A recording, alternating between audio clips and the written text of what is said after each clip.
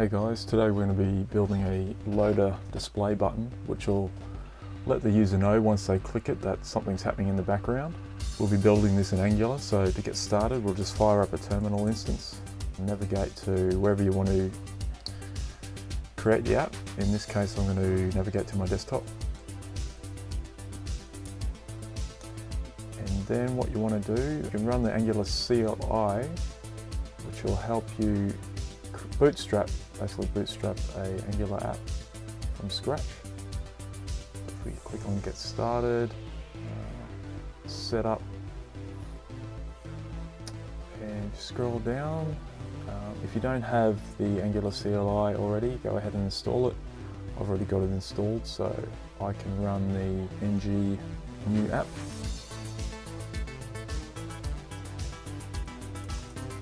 So paste that in there, run that. Don't need Angular routing for this demo. I'll select SCSS. You can choose whichever format you want. So just go ahead and create your Angular app and install any required node packages. Alright, that's been done, so we'll just navigate into the folder that we've just created, cd my app. If you list that, see all the files that have been created. So we can see whether this runs up by typing in ngserve.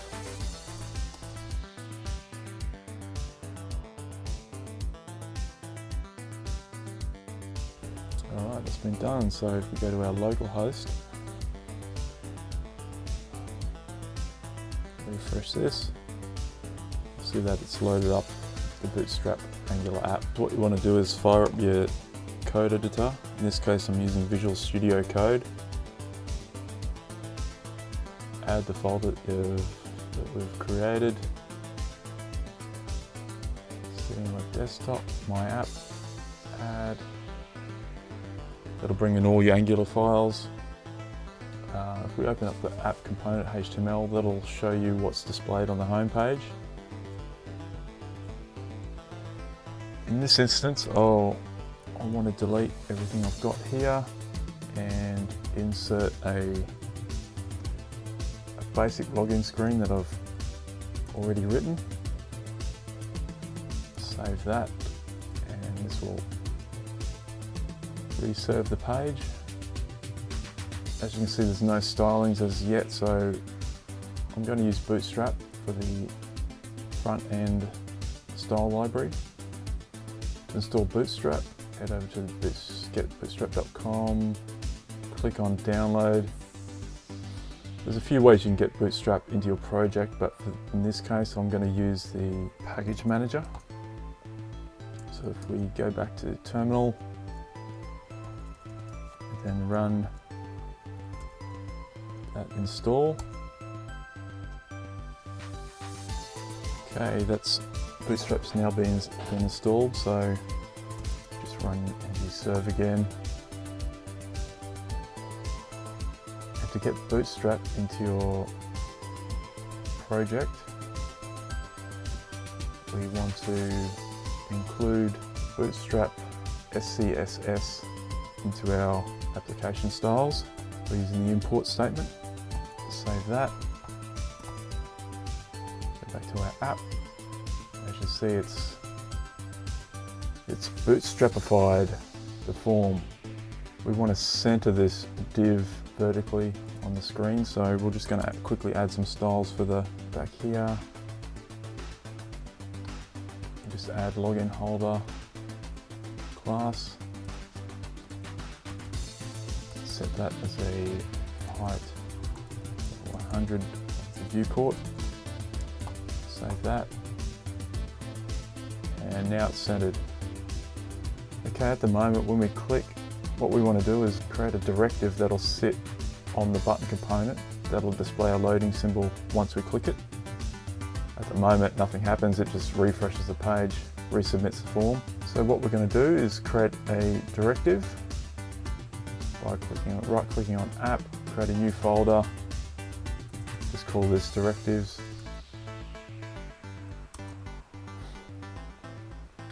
create a new file, call this button loader display.directive.ts. So that's a TypeScript file. Okay, for the directive, we want to start with our imports. So we import directive element ref, input and renderer, two classes from the Angular core package. We can declare our directive,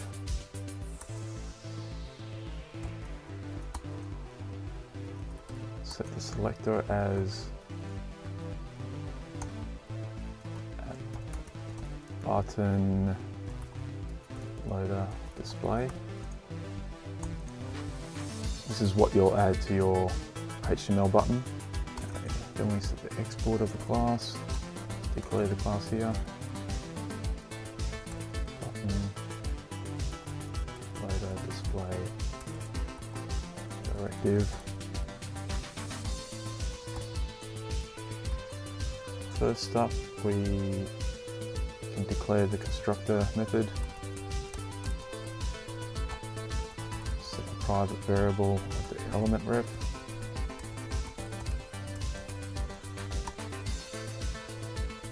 private renderer, which is the renderer2 class.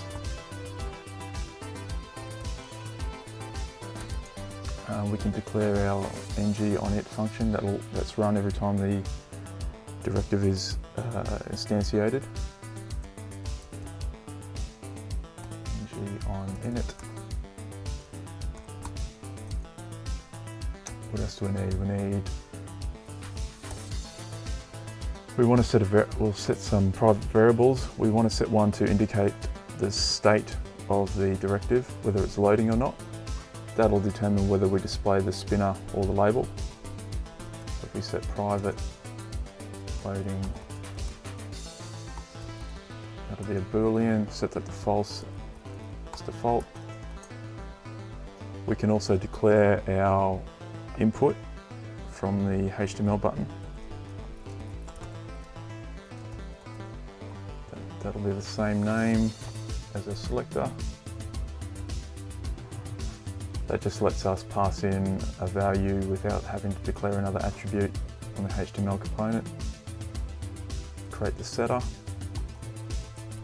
paste that again, val takes in a Boolean,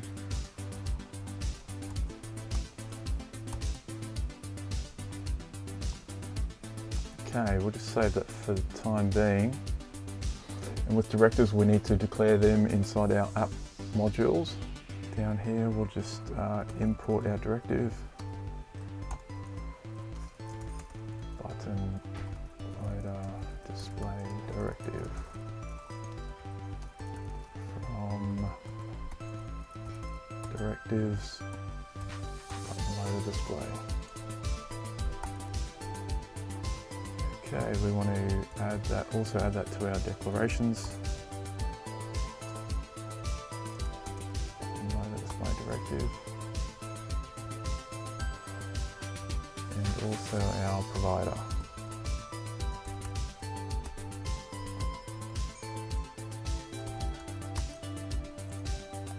Save that. Make sure there's no compile errors. All good so far. If we go back to our main view, we can add this directive now directly onto this button. Like so. We use the selector that was determined in our directive, so this, paste it on here, and we can set the value, the default value, whether it's loading or not. So at the moment we can set it as true. So if we go back to our directive, we can start fleshing out the components and the methods we want to create a holder for the label. So we'll be pulling out the inner HTML of the button and placing it inside another div that we'll create now. So we declare that as a label div. That's a HTML element. Create the label, which is just a string that stores the current label. In this case, it's login. And then we want a div to hold the loader graphic. So we call this loader div. It's also a HTML element. We want to also create the image element. We call this loader image. It's also a HTML element. And we can declare the image source, which will be loaded into the loader image. That's just a string.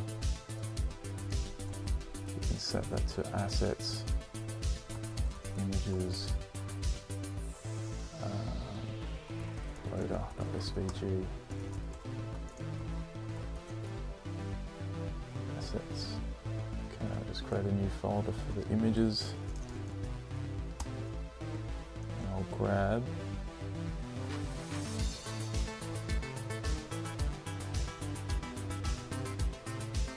just a simple animated SVG that we can use as the loader image.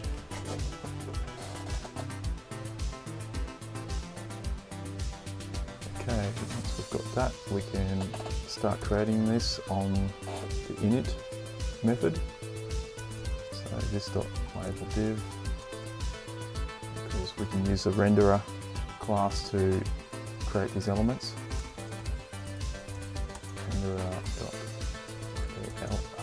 Create element, that's a div. Can create the loader image, it's not loader image. Stop renderer.create element. It's an image. Stop loader div. Stop renderer.create element. It's also a div. Okay, now we want to grab the label from the button that's already there. So we set this.label because this dot element native element dot inner HTML. We also want to clear, so once we grab the label, we can clear the inner HTML of the button. So we can do this by this.renderer. Set property of the button, set its inner HTML to empty string. Save that, just want to make sure that that's working. As you can see, it's removed the inner HTML. So if we go back here, alright, so we want to update the label div with the label that we've pulled out from the inner HTML of the button. So this dot renderer dot set property, this dot label div, set this dot label.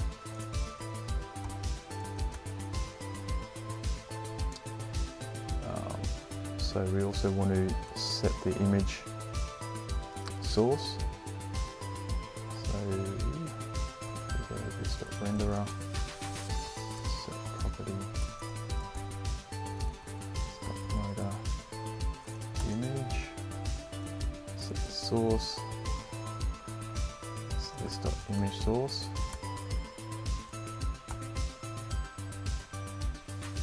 Now we can append the loader image inside the loader div, so append child, so loader div,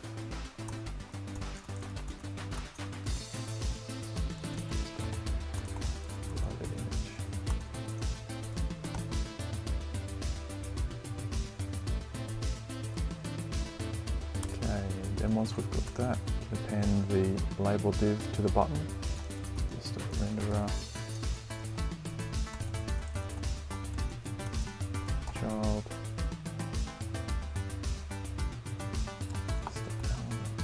name element, label div.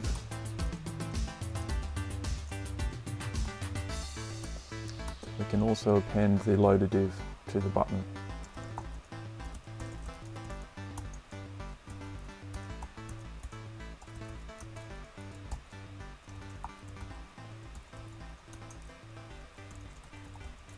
Loader div. Alright, so much going on. Let's see whether we've broken anything. Okay, nothing seems to have happened. Label div. No loader div. Loader div here. There we go. Fully sick, fully loaded. Now the problem is that we're displaying both the image and the label, so we want to display one or the other depending on whether it's been loaded or not, depending on the loading flag. So if this is true, display the graphic. If it's false, hide the graphic and display the label only. So by calling a function when this property changes, so in this case we'll set the loading flag to the value that's passed in, and then we'll call another method, say render, to toggle those displays on and off. In this case we'll just be using CSS classes to do that toggle for us. So if we create a new function, private function called render, returns void. So if this property is loading,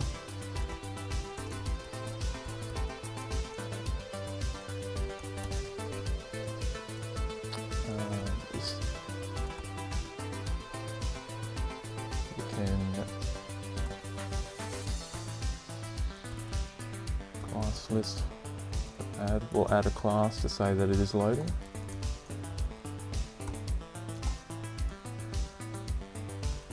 If it isn't loading, we'll just remove that class.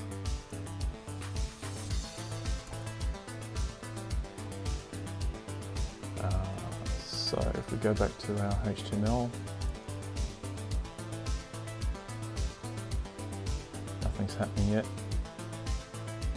because we haven't specified the CSS classes.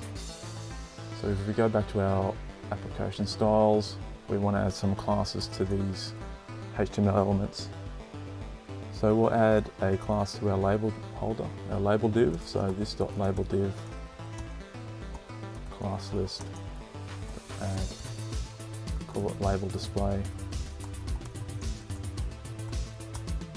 Also add a class to our loader display, loader div class list, loader display.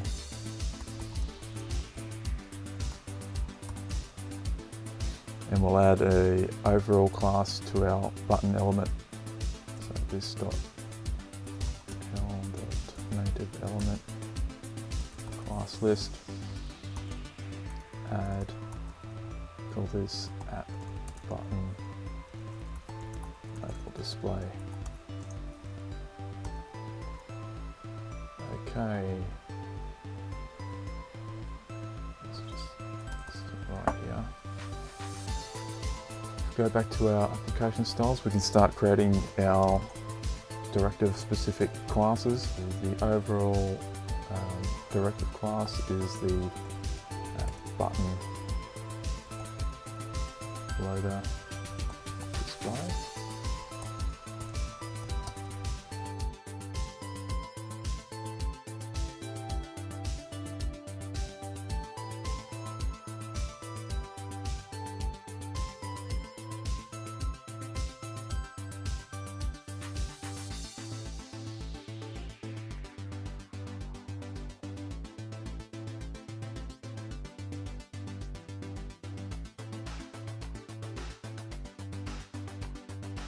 If we go back to our directive,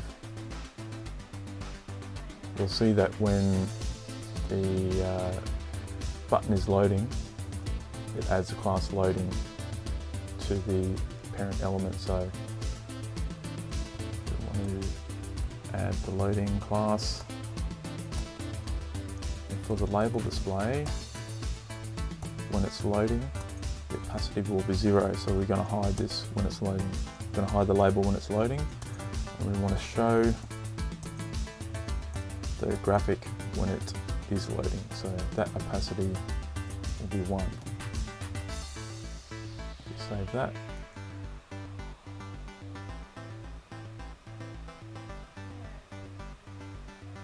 Just realise that this should be loader display, not label display. So if we go back, as you can see, we've got the graphic displaying when the button is loading. So if we go back to our app component.html, we want to use a variable to set this. We don't always want to hard code it, so we can just set a local variable is loading. That'll be false by default. We want to add a function, have a click function. So click is loading equals true. Click this. As you can see, you can quickly see the image displaying just before it submits the form. So we want to get around that by actually creating a method on the app component class. We can call login or something similar. We also want to pass the event through so we can stop, prevent the default of the form submitting. Save that. We go to the app component, create a function, login, it gets the event.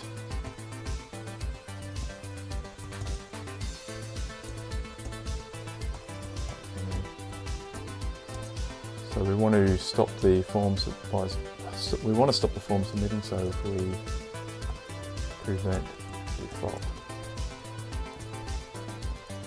So if we go back, we click on it, nothing happens.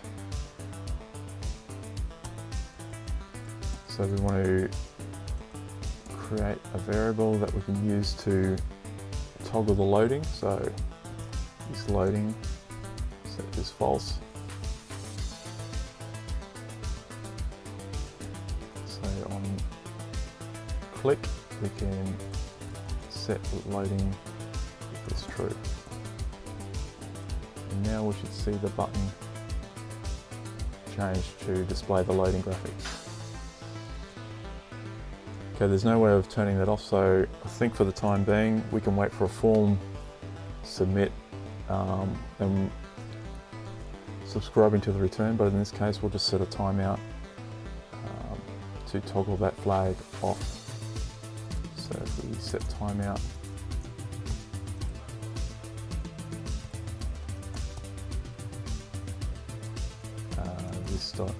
this loading is false after say 3 seconds. So if we click, it goes back to normal after 3 seconds. Cool, so that's pretty much wraps that up, but no submit button is complete without some sweet flames. So we're going to add some flames in there to make it a bit more interesting. So I've got a flame GIF, animated GIF, to make things a tad more interesting. So if we go back to our directive, we can change, instead of using a loader, we can use a flame GIF. We want to make the flames bigger. So if we have a look at that, as you can see, some sweet flames are happening there. we can add some transitions, text scale down when we transition between loading and not loading. So if we transform scale, say 1.5,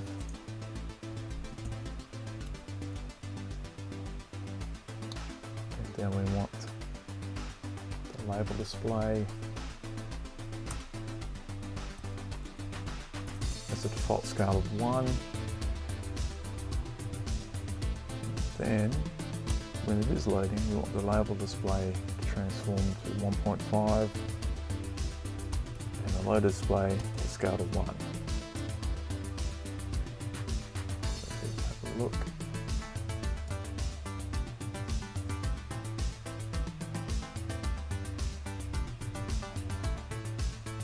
Not much is happening there because we don't have any transitions, so I might just, I'm going to use a mix-in which I've used before, so we just drop the mix-in at the top. That'll handle all of our different browser transition properties. So all we need to do to use this is include this into our class. So if we include our transition props, I want to transition all, say for 0.2 seconds, and we'll use ease in. So we'll do that for both the label and the loader.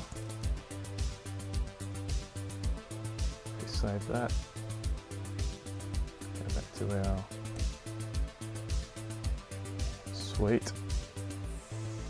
Got a nice little scale transition there. All right, that's pretty much all there is to it. Thanks for watching. If you've got any questions, put them in the comments below. Thanks, guys.